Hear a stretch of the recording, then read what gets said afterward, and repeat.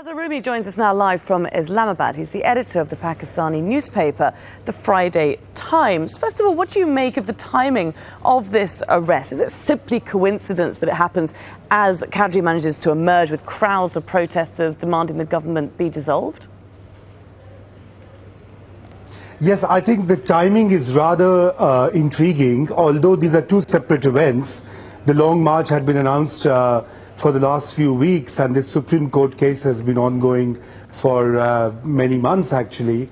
And but it came as a bit of a surprise and a shock, because it definitely puts immense pressure on the elected government in Islamabad, which is already sort of buckling under.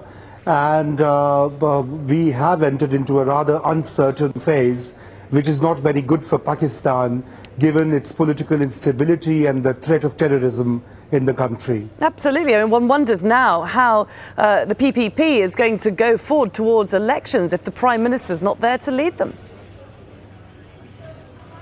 Well, that's indeed a dilemma, although the Parliament could very well elect a new Prime Minister.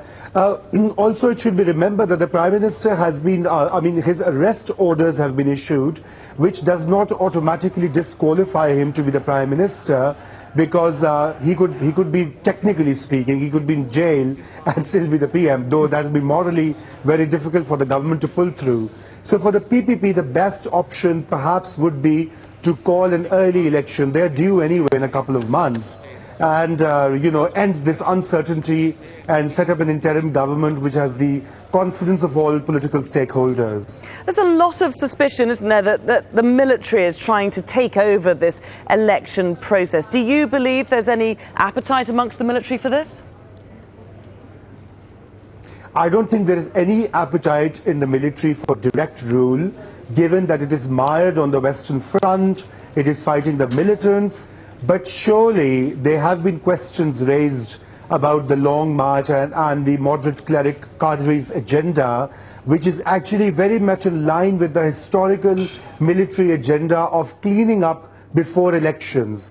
In Pakistan's history, before every election we've had similar calls to clean up the political system and to have better politicians who would enter. This has been going on since 1950s, so it's nothing new. So I think these questions have been raised, and there is definitely, one would not be surprised if there are elements within the military establishment who would want more control over the political process and the impending civilian transition a few months down the road.